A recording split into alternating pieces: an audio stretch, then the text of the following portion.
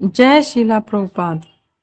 नमो विष्णुपादाय कृष्णपृष्ठाय भूतले श्रीमते भक्ति वेदांत स्वामिनिति नामिने। नमस्ते सारस्वती देवे गौरवाणी प्रचारिणे निर्विशेष शून्यवादी पाश्चात्य देशतारिणे।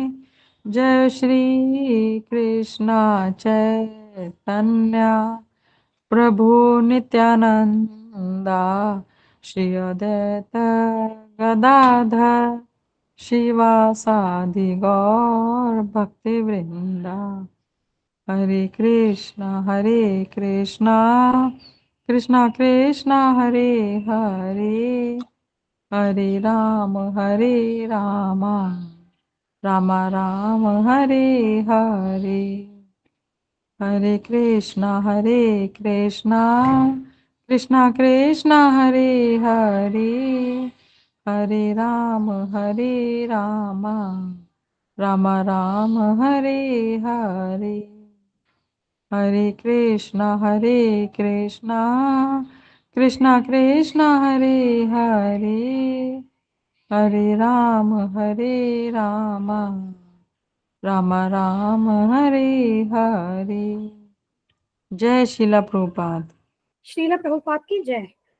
हमने कल बात की थी डॉक्टर फ्रॉग फिलोसफी की, है ना। डॉक्टर फ्रॉग, अब डॉक्टर क्यों लगाया? आज के साइंटिस्ट की सिचुएशन बताने के लिए। तो आजकल के जो साइंटिस्ट हैं, अब स्पेसिफिकली हम सबकी बात नहीं कर रहे हैं, हम मटेरियल साइंटिस्ट की बात कर रहे हैं, जो जिन्होंने कृष्ण को सेंटर में रख के जो रिसर्च नहीं कर रहे हैं एक तरीके से, या जो क्या गॉड कॉन्शियस नहीं है और अपने ही सीमित ज्ञान बुद्धि अनुभव के आधार पे चीजों को समझने का प्रयास कर रहे हैं, ठीक है। और वो जो उनका प्रयास है वो क्या है? वो स्पेकुलेशन है। स्पेकुलेशन क्या होता है कि मनोधर्म से चल रहे हैं वो, अपने मन गणन, जैसा मन को जैसा लगा, जैसा समझ आया वैसे ले लिया, लेकिन प्रामाणिक ज्ञान नहीं लिया, अथॉरिटी से ज्ञान नहीं लिया, ठीक है। तो हमें श्रीमद् भागवतम क्या बताती है कि स्पेकुलेशन को हमें त्यागना होगा। और स्पेकुलेशन को हम कैसे जानेंगे? जब हम सोचे कि मेरे ख्याल से ये संसार ऐसा है, मेरे ख्याल से भगवान ऐसे हैं, मेरे ख्याल से हमारे जीवन का उद्देश्य ये है, मेरे ख्याल से संसार का उद्देश्य ये है। तो जहां पर भी मेरे ख्याल से लग जाता है ना, तो वो हो गया स्पेकुलेशन, ठीक है। तो अब कोई आपसे भी बात करे, आप क्विकली पकड़ सकते हैं उस व्यक्ति को कि वो स्पेकुलेशन से आपके साथ चर्चा कर रहे हैं या शास्त्रों के आधार पे। जब शास्त्रों के आधार पे करेंगे तो आपको रेफरेंस भी बताएंगे। वो कहेंगे भगवत गीता में भगवान श्री कृष्ण ने ये कहा है ना, इस शास्त्र में ये आया है। लेकिन अगर वो कहे कि मुझे लगता है कि ऐसा होना चाहिए, मुझे लगता है धर्म में हमें धर्म का अर्थ ये है, तो इस टाइप से अगर कोई कह रहा है तो वो कहीं ना कहीं वो अपनी बुद्धि लगाने का प्रयास कर रहा है। वो भी एक तरीके से क्या, वो एक इंद्रिय तृप्ति वाली एक स्टेट आ रही है, क्योंकि उसमें क्या हो रहा है कि मेरे मन को ये अच्छा लग रहा है, मुझे ये समझ आ रहा है, मैं तो यही एक्सेप्ट करूंगा, है ना। लेकिन यहाँ पर क्या है, मन को अच्छा लगने की बात नहीं है। जो सत्य है वो सत्य है। हमने ये भी कल बात की थी कि सत्य कभी भी कड़वा नहीं होता, जबकि वैसे आप देखेंगे कि ऐसी कहावत है कि सत्य कड़वा होता है, लेकिन सत्य कड़वा नहीं होता, क्योंकि कोई भी व्यक्ति असत्य तो जानना ही नहीं चाहता है। तो सत्य कड़वा कैसे हुआ? हाँ, जब उस सत्य को हम स्वीकार नहीं करना चाह रहे हैं, हमें वो अच्छा नहीं लग रहा है, मतलब हमारे मन को अच्छा नहीं लग रहा है, तब हमें वो सत्य कड़वा लगेगा। अब उसमें कमी किसकी है? सत्य की नहीं है, कमी हम में है ना। उसी तरीके से जैसे यदि हम बीमार हो और अगर हमें कोई बहुत अच्छे व्यंजन दिए जाए, हमें उसका स्वाद नहीं आएगा, तो ऐसे समझना है। तो अब आगे हम इसके पढ़ेंगे कि after giving up speculation what should we do. चलो अब हम ये जान गए, समझ गए कि हमें मनोधर्म से या जो भी मानसिक कल्पना है उसे हमें त्यागना होगा, ठीक है। हम कन्विंस हो गए कि हाँ उसे हमें त्यागना होगा, लेकिन आगे क्या करना है? हमने वो तो ठीक है, हमने उसको त्याग दिया, पर अब वास्तविक हम फिर ज्ञान कैसे प्राप्त करें, कैसे समझें? तो हमें क्या करना चाहिए ये हमें श्रीमद् भागवतम बताती है, ठीक है। श्रीमद् भागवतम क्या रिकमेंड करती है कि हमें सबमिसिव हो जाना चाहिए, मतलब हमें विनम्र हो जाना चाहिए, ठीक है। तो यहाँ आगे प्रभुपाद जी कह रहे हैं and hear the message of God submissively, तो विनम्रता पूर्वक हमें भगवान का जो संदेश है उसे सुनना चाहिए। ये बहुत जरूरी है, विनम्रता बहुत जरूरी है आध्यात्मिक जीवन में। अगर हम विनम्र नहीं होंगे तो हम जो हमें ज्ञान बताया जाएगा हम उसको यथा रूप में स्वीकार करने की अवस्था में नहीं होंगे। अच्छा, इसमें यथा रूप में कहने का मतलब ये भी ऐसा नहीं है कि देखिए स्टेजेस होती है जो हम सुनते हैं ना, जैसे ये देखिए ये शास्त्र क्या है, श्रुति शास्त्र है। ये क्या है, श्रुति शास्त्र। इन्हें वास्तव में इन्हें सुन करके लिया जाता है, क्योंकि अभी कलयुग में क्योंकि क्या है कि हमारी परिस्थिति ऐसी है कि हम हमारी मेमोरी जो है, स्मरण शक्ति हमारी बहुत स्ट्रांग नहीं है, इसलिए क्या वेद व्यास जी ने शास्त्रों को लिख करके दिया हमें, ठीक है। तो सुनने की ना 3 अवस्थाएं होती है। गुरुजी हमें ये 13 घंटे में बताते हैं, 13 घंटे का जो कोर्स है उसमें बताते हैं। पहली अवस्था क्या है, आप उसको संदेश की तरह, मैसेज की तरह सुन रहे हैं, एक संदेश की तरह सुन रहे हैं, ठीक है। उसका गुरुजी कैसे एग्जाम्पल देते हैं कि आप रेलवे प्लेटफॉर्म पे हैं और वहां पर अनाउंसमेंट हो रही है कि यहाँ से गाड़ी, मान लीजिए अहमदाबाद से आने वाली गाड़ी यहाँ इस समय स्टेशन पे पहुंचेगी और दिल्ली की ओर जाएगी, या दिल्ली से आने वाली गाड़ी रेवाड़ी की ओर जा रही है और इतने बजे आएगी, लेकिन आपको न रेवाड़ी जाना है न आपको दिल्ली जाना है। ये तो केवल एक मैसेज चल रहा है, आप उसको सुन रहे हैं, मतलब आपको कोई लेना देना नहीं है उस मैसेज से, केवल वो चल रहा है तो ठीक है, आपके कानों में पड़ रहा है, तो इसे कहते हैं संदेश के रूप में सुनना, ठीक है। अब सेकंड क्या है, उपदेश के रूप में सुनना। उपदेश के रूप में सुनने का अर्थ क्या है कि आपकी उस ज्ञान को लेने में रुचि है, आप उसे अपने जीवन में अपनाना भी चाहते हैं, उसे अप्लाई करना चाहते हैं, परंतु आपके कुछ प्रश्न हैं। जैसे अर्जुन जी ने आप देखिए भगवान श्री कृष्ण से प्रश्न किए, है ना, जहां जहां उनको कंफ्यूजन थी उन्होंने भगवान श्री कृष्ण से प्रश्न किए। तो ऐसे ही जब हम ज्ञान लेते हैं और हमारी जो सीरियसनेस है, हम उस ज्ञान को लेने के प्रति गंभीर हैं, उसे जीवन में लगाना चाहते हैं, लेकिन हमारे अभी कुछ प्रश्न है, तो उस अवस्था में जब हम ज्ञान लेते हैं तो उसे क्या कहते हैं, उपदेश। और तीसरी अवस्था क्या है, आदेश के रूप में ज्ञान लेना, मतलब जो हमें बताया जा रहा है हम पूर्ण रूप से तैयार हैं, विद इमीडिएट इफेक्ट, तुरंत ही हम उसको आप अपने जीवन में लगा रहे हैं। तो बेसिकली अगर हम पहली स्टेज की बात करें संदेश की, उसमें तो क्या हो रहा है कि जीवन में कोई परिवर्तन नहीं आएगा, क्योंकि हम उसको सुन ही नहीं रहे हैं, है ना, और हमें कोई मतलब नहीं है, हम अप्लाई नहीं करना चाह रहे हैं। तो चाहे अब आप ऐसा भी देखते हैं कि कई लोग सत्संग में जाते हैं, उन्हें कोई मतलब नहीं है, बस जा करके बैठे हैं, ध्यान कहीं और है। और कई बार ऐसा होता भी है ना, हम जब अपने बच्चों को पढ़ाते हैं, बच्चे ध्यान नहीं देते, हमने कुछ बोला वो उसको नहीं सुन रहे हैं, उसका जवाब नहीं दे रहे हैं, या कुछ और समझ रहे हैं, तो हम क्या कहते हैं कि बेटा क्या तुम्हारा ध्यान नहीं है क्या जो हम आपको बता रहे हैं। तो ये वो स्थिति है, मतलब बैठे तो वही हैं, लेकिन वहां बैठे हुए भी वहां नहीं बैठे हैं, कहीं और है, क्योंकि ये मन तो कहीं भी ले जा सकता है ना। मन की तो क्वालिटी क्या है, चंचल है, वो भटकता है यहाँ वहां, ठीक है। जब तक कि हम कृष्ण भावनामृत के द्वारा मन को कंट्रोल में नहीं करेंगे, वो यहाँ वहां भटकता ही रहेगा, ठीक है। तो ये जो फर्स्ट स्टेज है संदेश वाली, वो तो बिल्कुल ही क्या है, उसमें तो कोई परिवर्तन, कोई लाभ नहीं है। अब जो उपदेश की स्टेज है ना, वो महत्वपूर्ण है, हमें ये चीज समझनी है। मतलब जब भी हम, मतलब ये है कि जब भी हम प्रामाणिक सत्संग की हम बात कर रहे हैं कि प्रामाणिक सत्संग जब हम सुनने जाएं, तो हमने परंपराओं की बात की थी कल, है ना, परसों हमने बात की थी कि जो प्रामाणिक परंपराएं हैं कलयुग में 4 बताई थी हमने, है ना। तो जब हम प्रामाणिक ज्ञान लेते हैं तो इसका मतलब उन परंपराओं के अलावा जो भी ज्ञान है ना कहीं वहां परंपरा खंडित है, या फिर 2 पॉइंट है उसमें, या तो वो परंपरा खंडित है मतलब ज्ञान भी ब्रेक हो गया वहां, या दूसरी चीज वहां क्या हो सकती है कि वो परंपरा है ही नहीं, है ना, किसी ने कुछ भी शुरू कर दिया अपने हिसाब से, ज्ञान बांट रहे हैं, वो वाली फिर सिचुएशन हो जाएगी, ठीक है। तो हमें क्या समझना है कि जब हम आध्यात्मिक ज्ञान लेने जाएं तो एटलीस्ट उपदेश के लेवल पर तो हमें सुनना होगा, वरना वैसे भी देखिए उसका क्या यूसेज क्या है जाने का, वो तो फिर हम व्यर्थ टाइम वेस्ट कर रहे हैं। अगर हम कहीं पर 1 घंटा जा करके अपना समय दे रहे हैं, देखिए समय बहुत कीमती है।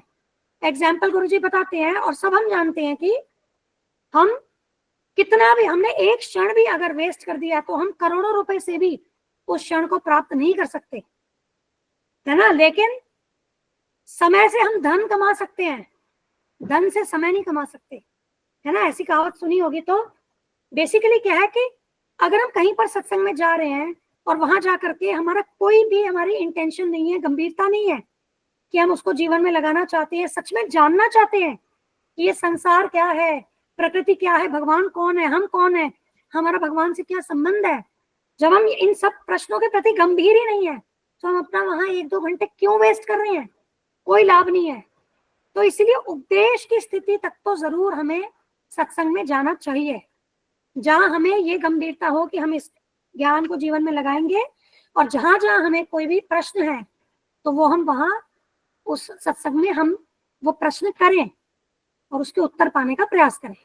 ठीक है। तो ये जो उपदेश की अवस्था है, ये स्टेज है जिससे कि क्या है, हम आगे आदेश की अवस्था में जाते हैं। तब क्या हो गया, आदेश की अवस्था में आपकी जितनी भी शंकाएं हैं वो आपकी सॉल्व हो गई, उनके समाधान आपको मिल गए। अब आपको पता है कि yes now I am clear कि अब मुझे क्या करना है, और वो क्लैरिटी क्या है, मुझे क्या करना है, जो भगवान ने कहा है उसे आदेश रूप में मान करके उसको मैंने अप्लाई करना है अपने जीवन में। तो वो क्या हो गया, वो आदेश की अवस्था हो गई। उसमें फिर पूर्ण लाभ प्राप्ति होती है ना, क्योंकि उसमें क्या है, आप कन्विंस हो चुके हो, आपकी सारी शंका समाधान हो चुका है, और आप बिल्कुल, और अब आप बिल्कुल रेडी हो विदाउट एनी डिले उस नॉलेज को अप्लाई करने के लिए। ठीक है। तो हमें उस ज्ञान को कैसे लेना है, विनम्रता पूर्वक लेना है, नहीं तो हमें क्या लगेगा, अरे मुझे तो इनसे ज्यादा आता है, ये जो हमें बता रहे हैं ये क्या है, इनसे ज्यादा तो मैं जानती हूँ।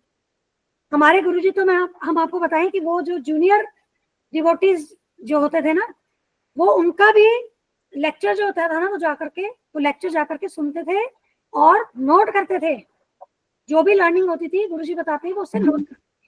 तो ऐसी विनम्रता की स्थिति हमें होनी चाहिए। अदरवाइज क्या होगा, अगर प्राइड में रहेंगे तो हम ज्ञान फिर नहीं ले पाएंगे। मतलब हमें ऐसा सोचना चाहिए कि मुझे कुछ नहीं पता है, मैं यहाँ पर नॉलेज लेने आई हूँ, मुझे कुछ नहीं पता है, और भगवान से प्रे करके कि भगवान मुझे पूर्ण से पूर्ण इस सत्संग से लाभ हो। अब आगे देखिए, ये जो भगवान का संदेश है, अब ये वाला संदेश और संदेश के रूप में सुनना डिफरेंट है। ठीक है। मैसेज ऑफ गॉड, तो आप इसको ऐसे ना ले, इसको भगवत उपदेश के रूप में लीजिए ताकि कंफ्यूजन ना हो, क्योंकि हमने 2 वर्ड्स को अलग अलग कॉन्टेक्स्ट में यूज किया है। होता है ना ऐसे कि शब्द एक ही है, लेकिन अगर हम अलग कॉन्टेक्स्ट में यूज करें तो उसकी मीनिंग डिफरेंट हो जाती है। तो यहाँ पर जो भगवान का जो मैसेज है, भगवान का जो उपदेश है, वो हमें भगवत गीता में प्रदान किया गया है। ठीक है। या फिर और भी जो आध्यात्मिक ग्रंथ है, जैसे यहाँ प्रभुपाद जी बाइबल कुरान इनकी बात कर रहे हैं, या कोई और जो कि ऑथेंटिक बोनाफाइड स्क्रिप्चर है, मतलब जो प्रामाणिक पुस्तकें हैं आध्यात्मिक ज्ञान की, वहां से हम इस ज्ञान को ले सकते हैं। या फिर इसे हम सेल्फ रियलाइज सोल से, मतलब जिसने आत्म साक्षात्कार कर लिया है ऐसे व्यक्ति से, मतलब जो गुरु हैं, उनसे हम इस ज्ञान को ले सकते हैं। ठीक है। वैसे भी क्या होता है कि हम जब भी ज्ञान लेते हैं ना, चाहे वो भौतिक ज्ञान हो, मतलब भौतिक ज्ञान क्या होता है, शरीर का ज्ञान जो हम स्कूलों में जनरली पढ़ते हैं। आध्यात्मिक ज्ञान क्या है, आत्मा का ज्ञान। तो चाहे हम शरीर का ज्ञान लें, चाहे हम आत्मा का ज्ञान लें, 3 सोर्स होते हैं उस ज्ञान के। एक होते गुरु, टीचर, साधु, फेलो स्टूडेंट जो हमारे साथ सहपाठी, साधु मतलब सहपाठी, और शास्त्र मतलब किताबें। तो इन तीनों के द्वारा क्या है, हमारी ज्ञान की वृद्धि होती है। ठीक है। अब एक हम श्लोक हम भगवत गीता का देखेंगे यहाँ, जो यहाँ भगवान श्री कृष्ण अर्जुन जी को बताते हैं कि इस ज्ञान को किस प्रकार से लेना चाहिए। ठीक है। ये देखिए, ज्ञान लेने की प्रक्रिया क्या है, ये भगवान श्री कृष्ण अर्जुन जी को अध्याय 4 के श्लोक 34 में बताते हैं। तद विधि प्रणिपातेन परिप्रश्नेन सेवया उपदेक्ष्यन्ति उपदेक्षन्ति ते ज्ञानम ज्ञानिनः तत्वदर्शिनः। क्या कहते हैं इसमें? तुम गुरु के पास जाकर सत्य को जानने का प्रयास करो, उनसे विनीत होकर, मतलब विनम्र होकर, हम बात कर रहे हैं विनम्रता की, उनसे विनीत होकर जिज्ञासा करो और उनकी सेवा करो। स्वरूप सिद्ध व्यक्ति मतलब सेल्फ रियलाइज सोल, स्वरूप सिद्ध व्यक्ति तुम्हें ज्ञान प्रदान कर सकते हैं क्योंकि उन्होंने सत्य का दर्शन किया है। तो हमें आध्यात्मिक ज्ञान कैसे प्राप्त करना है? गुरु के पास जा करके, और हमें 3 चीजें उसमें ध्यान रखनी है। पहली, हमें वह ज्ञान विनम्रता पूर्वक लेना है। सेकंड, हमें उनसे जिज्ञासा करनी है, प्रश्न करने हैं। जहां जहां हमें कंफ्यूजन है, क्वेश्चंस है, वो हमें गुरु से पूछने हैं। और थर्ड क्या? हमें गुरु की सेवा करनी है। और इसी को आइडियली भौतिक ज्ञान लेने जाते हैं तब भी अप्लाई करें। अब कई लोग ऐसा सोचते हैं कि हमें गुरु की आवश्यकता क्या है। उसमें हमें गुरुजी क्लियर बताते हैं कि तुम तो ABCD भी अपने आप नहीं सीख सकते, उसके लिए भी तुम्हें टीचर की आवश्यकता है। जबकि ABCD क्या है? ये तो बेसिक है। तो आप कैसे कह सकते हो कि आप आध्यात्मिक ज्ञान बिना गुरु के आप ले सकते हो, सीख सकते हो? वो पॉसिबल नहीं है। और ऐसा सोचना भी क्या है कि हम स्वयं सीख लेंगे, वहां कहीं ना कहीं विनम्रता की कमी हुई और वो हमारा क्या हुआ? एक भ्रम हुआ। माया के प्रभाव के कारण वो एक भ्रम है कि हमें लगता है कि हम अपने आप ही सब सीख जाएंगे। आगे क्या कह रहे हैं? स्वरूप सिद्ध व्यक्ति तुम्हें ज्ञान प्रदान कर सकते हैं क्योंकि उन्होंने सत्य का दर्शन किया है। अब देखिए, स्वरूप सिद्ध व्यक्ति कौन है? हमने क्या बात की थी? हम इस भौतिक संसार में क्यों फंसे हैं? क्योंकि हम जो भगवान श्री कृष्ण के नित्य दास हैं, हम अपना यह संबंध, हम अपनी यह आइडेंटिटी, अपना अस्तित्व भूल गए हैं। और इसीलिए जो हमारा भगवान से यह संबंध है, हम इसे नहीं जान पा रहे हैं। इस अवस्था में हम इस संबंध को नहीं जान पा रहे हैं। लेकिन जब हम स्वरूप सिद्ध हो गए, मतलब हमें अपना अस्तित्व, हम अपना अस्तित्व अब जान गए हैं। और अब स्वरूप की सिद्धि क्या है? केवल ये जान लेना कि मैं भगवान का नित्य दास हूं, यह स्वरूप सिद्धि नहीं है। यह तो केवल कि इतना है कि हम जान गए कि हम भगवान के नित्य दास हैं। लेकिन अब उस अस्तित्व के अंतर्गत, उस भगवान से हमारी उस रिलेशनशिप के अंतर्गत हमें क्या कार्य करना है? जब तक हम उस कार्य में नहीं लगेंगे तो हम स्वरूप सिद्ध कैसे हुए? सिंपल एग्जांपल है, बच्चा है, वो स्टूडेंट है। बच्चे को हमने बोला बेटा आपकी अभी स्टूडेंट स्टेज है, आपको अभी पढ़ाई करनी है। क्योंकि उस स्टूडेंट की अवस्था के साथ उसका क्या कर्तव्य बनता है? स्टूडेंट का कर्तव्य है पढ़ाई करना। अब वो बोले मैं तो जान गया हूं कि मैं तो स्टूडेंट हूं। लेकिन उस अवस्था में अगर आपने एक स्टूडेंट का धर्म जो कि ज्ञान लेना है उसका पालन नहीं किया, तो आपने उस अस्तित्व में सिद्धि प्राप्त नहीं की, है ना। आज हम डॉक्टर की भी बात करते हैं, अरे बड़ा परफेक्ट डॉक्टर है। कैसे पता चलेगा? केवल MBBS डिग्री लेने से तो नहीं, उसके नाम के आगे डॉक्टर लग गया, उससे वो अच्छा डॉक्टर तो नहीं बन गया। परफेक्ट डॉक्टर कब होगा? जब वो परफेक्टली इलाज करेगा। तो स्वरूप सिद्ध का अर्थ क्या हुआ? कि वह व्यक्ति यह जान गया कि वह भगवान श्री कृष्ण का नित्य दास है। अब जब उसे ये ज्ञान मिल गया है तो अब वो उसको अप्लाई भी कर रहा है लाइफ में। एक होता है ज्ञान जान लेना, दूसरा होता है उसको अप्लाई करना जीवन में, एप्लीकेशन। तो स्वरूप सिद्ध में क्या हो गया कि अब वो अप्लाई कर रहा है, अब वो सेवा में लग रहा है, क्योंकि भगवान के नित्य दास होने के नाते उसे भगवान की सेवा करनी है। ठीक है। तो तभी यहाँ भगवान श्री कृष्ण क्या कह रहे हैं? तुम्हें स्वरूप सिद्ध व्यक्ति के पास जाना चाहिए क्योंकि वे तुम्हें ज्ञान प्रदान कर सकते हैं, क्योंकि उन्होंने सत्य का दर्शन किया है। अब सत्य का दर्शन करने का अर्थ भी आप समझिए।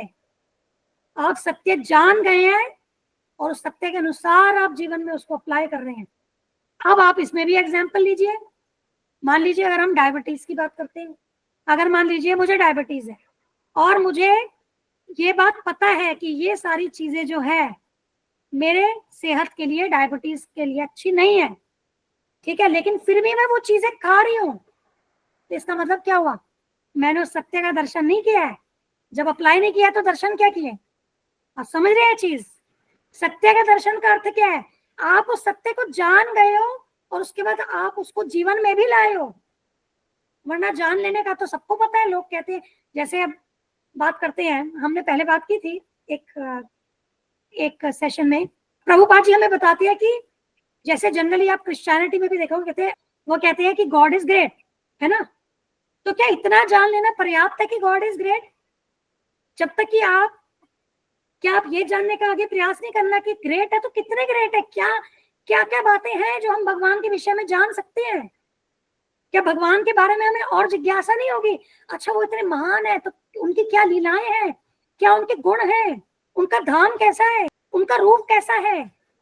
जब तक वो जिज्ञासा नहीं करेंगे तो क्या केवल गॉड इज ग्रेट जानना पर्याप्त है?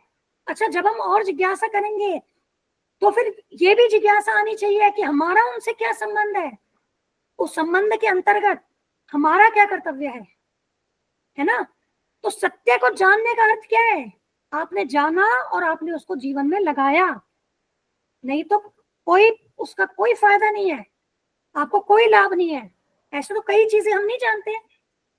अभी ये तो हमने चलो डायबिटीज की बात करी, उसके अलावा और भी देखिए, हमें पता है, जो लोग थोड़ा बहुत भी अध्यात्म प्रयास करे हैं, सबको पता है कि भौतिक चीजों में हमें रुचि नहीं रखनी है। हम जितना ज्यादा भौतिक वस्तुओं में जाएंगे उतना क्या होगा, अध्यात्म से दूर होंगे। अच्छा, हम भारतवर्ष में पैदा हुए हैं तो हम इस बात में, मतलब हम बहुत लकी हैं कि हम बचपन से ही, हर एक व्यक्ति ये जानता है कि भाई हम शरीर नहीं, हम आत्मा है ना। और हम ये भी जानते हैं कि हम जो कष्ट भोगते हैं हमारे कर्मों के अनुसार होता है। जनरली ये बेसिक नॉलेज तो सबको है, लेकिन क्या हम उस चीज को मान पा रहे हैं, उसे अप्लाई कर पा रहे हैं? आज तो हमारे साथ कोई गलत हो जाता है कुछ, तो हम सामने वाले व्यक्ति से लड़ने को चले जाते हैं। वहां पर ज्ञान कहाँ चला जाता है कि ये मेरे कर्मानुसार है। अब हम ऐसा नहीं बोल रहे हैं कि कोई हमारे साथ बिल्कुल क्या बोलते हैं कि नाइंसाफी करे, तो हम उसको, कहने का मतलब यह है कि भक्तों के लिए क्या बताते हैं हमें, कि हमें क्या है कि हम एक कमल की पंखुड़ी के समान, जो है ना, भक्त का हृदय जो होता है ना, वो बहुत कोमल होता है, और सहन शक्ति भी भक्तों में बहुत होती है। तो सहिष्णु होती है। कैसी कैसी सहन शक्ति होती है भक्तों में? सहन शक्ति जो होती है वो एक विशाल वृक्ष के समान सहन शक्ति होती है। तो भक्त को अगर कोई उनके प्रति अपराध करे, भक्त के प्रति, उसे भला बुरा कहे, तो वो उसको सह लेता है विनम्रता पूर्वक। इस पे भी हम डीप जाएंगे कि ऐसा क्यों है। लेकिन उसमें अगर कोई गुरु के प्रति, वैष्णव के प्रति कोई अपराध करता है, तो भक्त जो होता है वो वज्र के समान मजबूत हो जाता है, और उस चीज का वो क्या है, वो अपोज करता है।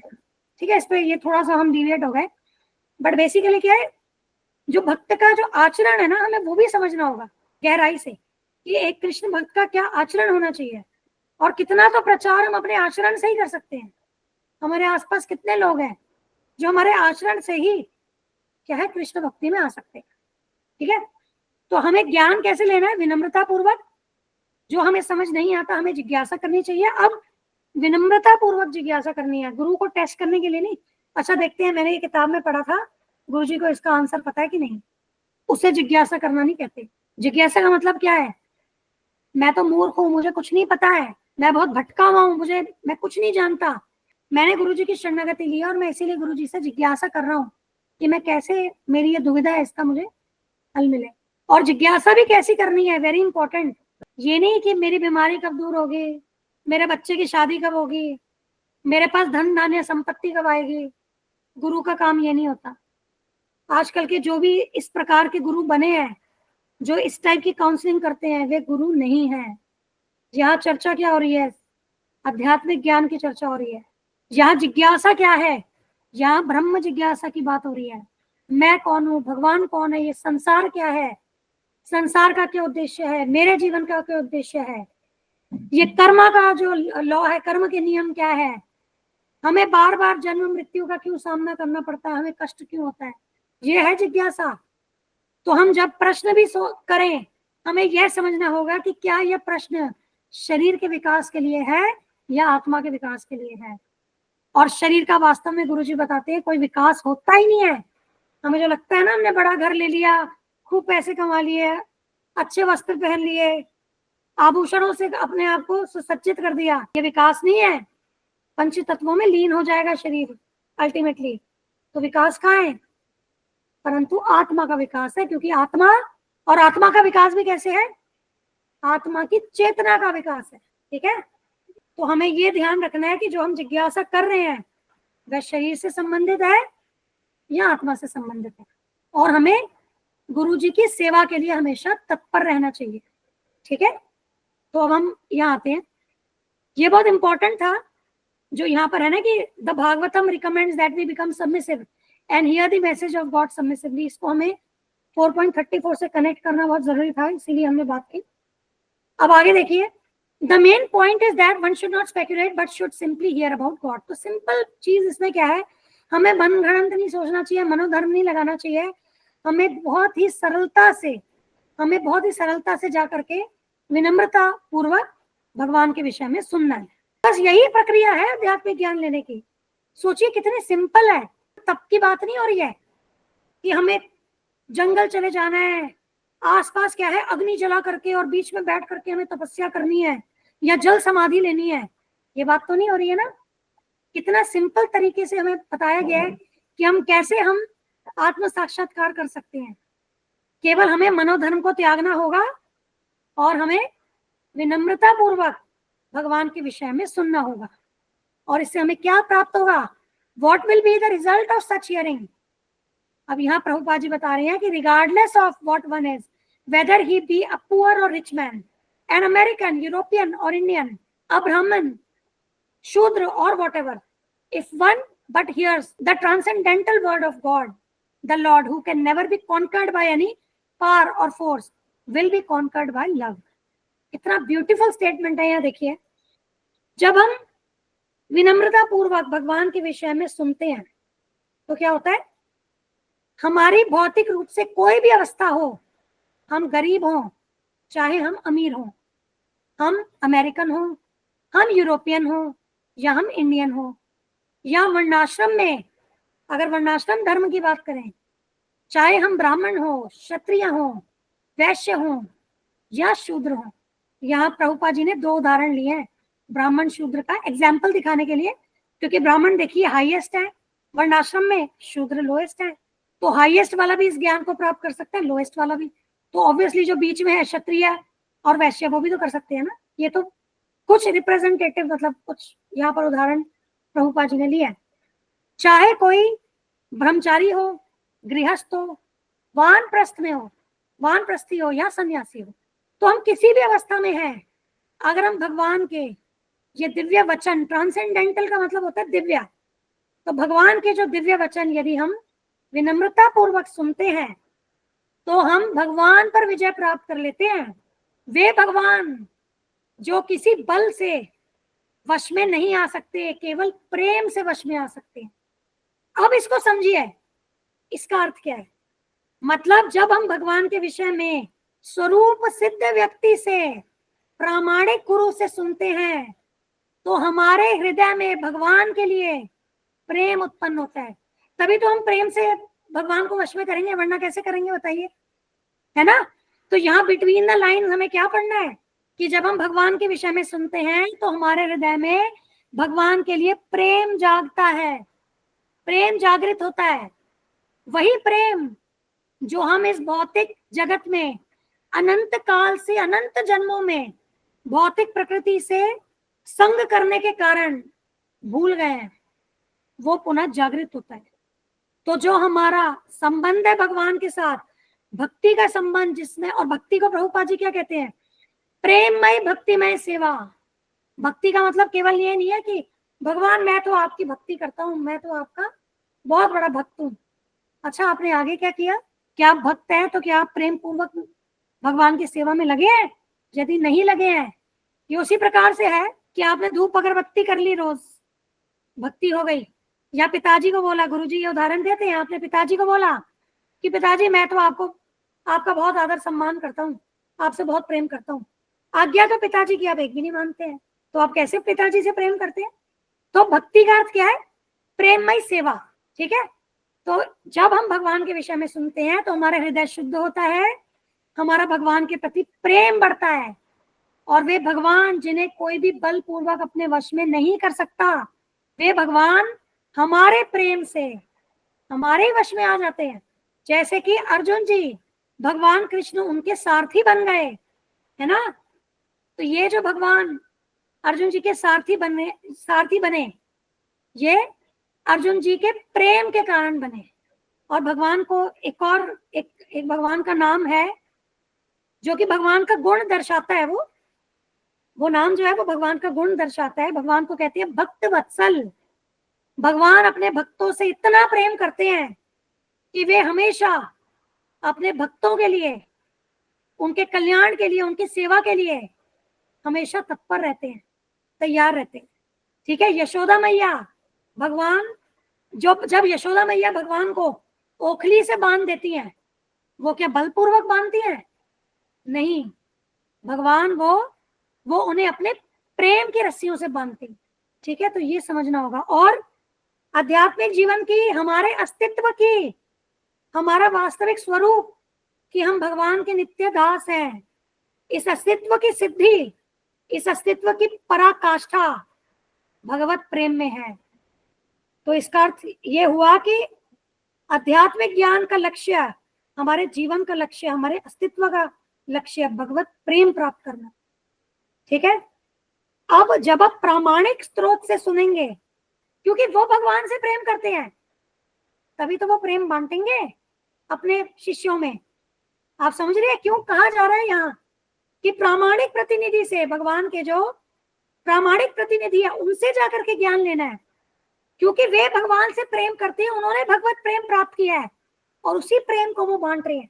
अब जो भगवान के प्रति ईर्ष्यालु हैं, वास्तव में आप समझिए, भगवान जो कह रहे हैं भगवत गीता में, यदि कोई उस बात को यथारूप हमारे सामने नहीं रखते हैं तो वे वास्तव में भगवान से ईर्ष्या करते हैं। वे चाहते हैं कि जो वे कह रहे हैं उसी को लोग फॉलो करें, है ना। तो वो भी हमारे मन में क्या लाएंगे? अपने वचनों से वो हमारे मन में क्या लाएंगे? भगवान के प्रति ईर्ष्या ही तो लाएंगे। आप समझ रहे हैं ये चीज? तो ये बहुत इंपॉर्टेंट है, सिंपल है। आप किसी के पास जाकर के कुछ बात करने गए हैं, अगर आपकी कन्विक्शन उस बात के प्रति मजबूत होगी, आप उस बात को, कुछ भी आप, कोई भी आप विषय आप देख सकते हैं। मान लीजिए आपको बच्चे को कन्विंस करना है कि बेटा पढ़ाई करो, बहुत इंपॉर्टेंट है, या कोई सेल्समैन है, कोई आइटम कुछ बेचने जा रहा है, कोई सेल्स आइटम बेचने जा रहा है, जब तक अपनी कन्विक्शन मजबूत नहीं होगी, हम सामने वाले के हृदय तक अपनी बात कैसे रख पाएंगे? आप समझ रहे हैं? आप कन्विंस कैसे कर पाएंगे? आप पहले स्वयं भी तो कन्विंस हुई है ना। अब जहां पर आप भगवान की बात को ही आप नकार रहे हैं, आप अपनी बात को ज्यादा वेटेज दे रहे हैं, तो मतलब अभी तो आप भगवान की वाणी से कन्विंस ही नहीं हुए, आपकी अभी श्रद्धा पूर्ण हुई नहीं भगवान के प्रति। तो आप जिन्हें जाकर के बोल रहे हैं उनमें आप कैसे श्रद्धा लाएंगे? तो यहाँ बहुत महत्वपूर्ण है, हमें प्रामाणिक आध्यात्मिक गुरु की शरणागति ही लेनी होगी, तभी हम इस आध्यात्मिक जीवन में सिद्धि प्राप्त कर सकते हैं। अदरवाइज तो हम कुछ लोअर लेवल नॉलेज में फंसे रहेंगे, कहीं ना कहीं वो शरीर और मन से जुड़ी रहेंगी, और जो हमारा वास्तविक लक्ष्य है भगवत प्रेम, हम उसे प्राप्त नहीं कर पाएंगे। अब आप इसे समझ भी सकते हैं, आपको किन की शरणागति लेनी चाहिए। आपको चेक करना है कि ठीक है, आपके गुरु कौन है, आपके गुरु के गुरु कौन है, आपके गुरु के गुरु कौन है। वो जब परंपरा शुरू से भगवान कृष्ण से नहीं आती है तो वो परंपरा भी खंडित हो गई, और कोई अपने आप ही गुरु बन करके बैठे हैं, उनके अपने गुरु ही नहीं है, तो वो भी गड़बड़ हो गए। और आपको प्रैक्टिकल रूप से, चलिए आप प्रश्न ना करिए, आप प्रैक्टिकल रूप से ऐसे भी जान सकते हैं, आप सत्संग गए, क्या आपके जीवन में बदलाव आया? क्या भगवान के प्रति आधा परसेंट, 0.1% भी प्रेम बढ़ा? नहीं बढ़ा, तो मतलब आप क्या करने गए वहां? या तो आपने उसे उपदेश और आदेश के रूप में स्वीकार नहीं किया, आप एक मैसेज की तरह, संदेश के रूप में ऐसी जाकर के सुनाए, या फिर जिनके पास आप सुन करके आए हो वो प्रामाणिक नहीं है, वे प्रामाणिक नहीं है ना। तो इस तरीके से आप समझ सकते हैं। तो गुरुजी बताते हैं जब भी हम सत्संग में जाते हैं तो जीवन में 3 बातें होनी चाहिए। ठीक है। एक तो होना चाहिए कि हमारी शंकाओं का समाधान होना चाहिए, दूसरा हमारी श्रद्धा परिपक्व होनी चाहिए, और तीसरा हमारे जीवन में बदलाव आना चाहिए। अगर यहाँ कोई भी कमी आ रही है इन तीनों में से, तो उसे समझने का प्रयास कीजिए और उसको करेक्ट कीजिए, ठीक कीजिए कि कहाँ पर कमी आ रही है जो मेरे जीवन में ये एक जो पॉइंट है ये अप्लाई नहीं हो पा रहा है सत्संग में जाने के बाद भी, फिर उसको आप सॉल्व कीजिए। ठीक है, अब हम यही क्लोज करेंगे। अब कल हम एक पहले हम क्या करेंगे, परसों, अब हमारा सेशन परसों होगा, हम क्या करेंगे, ब्रह्म संहिता से एक वर्ष है। ब्रह्म संहिता क्या है, ब्रह्मा जी जो भगवान श्री कृष्ण की स्तुति करते हैं, तो उसमें वे बताते हैं कि ये जो भगवान श्री कृष्ण है ना, ये वेदों से प्राप्त करने बड़े दुर्लभ है, और लेकिन भक्ति के द्वारा बड़ी सुलभता से प्राप्त हो जाते हैं। तो थोड़ा सा हम इस पर चर्चा करेंगे, फिर यहाँ से Arjun was a friend of Krishna, इससे हम आगे रीड करेंगे। ठीक है, अब किसी का प्रश्न है तो आप प्लीज बताइए। आई होप क्लियर है जो भी हमने आज चर्चा की। नवकिशोरी माता जी, आपने हैंड रेज किया था क्या? भूमिका, हाँ बेटा भूमिका बोलो। माता जी मैं कह रही थी कि वो इंग्लिश पीडीएफ और हिंदी पीडीएफ में थोड़ा चेंज होता है क्या? बेटा आपने कुछ बोला था। बेटा कुछ चेंज होता है, और कुछ कुछ ना बहुत ज्यादा चेंज हो जाता है। इनफैक्ट भगवत कि गीता में भी एक श्लोक में हमने मतलब बहुत जगह देखा है, भगवत गीता के भी एक तो श्लोक में तो बहुत बहुत बड़ा ब्लेंडर था, तो इसीलिए क्या है हम इंग्लिश में ही रीडिंग कर रहे हैं। अच्छा, तो मतलब किसी पे इंग्लिश नहीं आती हो तो फिर? देखो आप इतना गुरुजी को सुनते हो ना, और यहाँ पर भी आप क्लासेस में आ रहे हो, आपको जहां पर आपको लगे ना कि ये मुझे फिलोसफी से थोड़ा ऐसे लग रहा है, तो आप फिर वो प्रश्न पूछ लो तो क्लियर हो जाएगा। अच्छा, ठीक है ना, ऐसे करना है। ओके माता जी। मतलब मैं पीडीएफ पढ़ती हूँ तो इसलिए पूछ रही थी आपसे। नहीं ठीक है, पढ़ी है, लेकिन मैं आपको बता रही हूँ ना, कहीं के वेरिएशन आएगी। आप तो इतने साल हो गए सुन रहे हो, आप कोशिश करो जहां पर आपको थोड़ा सा भी कंफ्यूजन हो ना, आप क्वेश्चन पूछो, तो वो फिर ठीक हो जाएगा। ओके माता जी। ठीक है, और कोई प्रश्न? ठीक है, फिर क्लोज करें सेशन।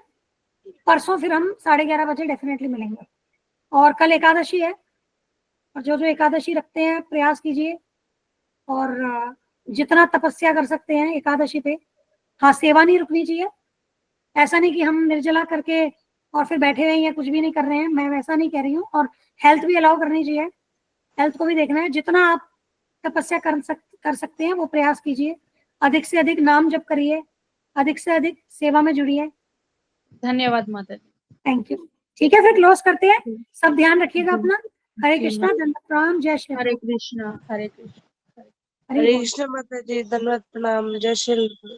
हरे कृष्णा।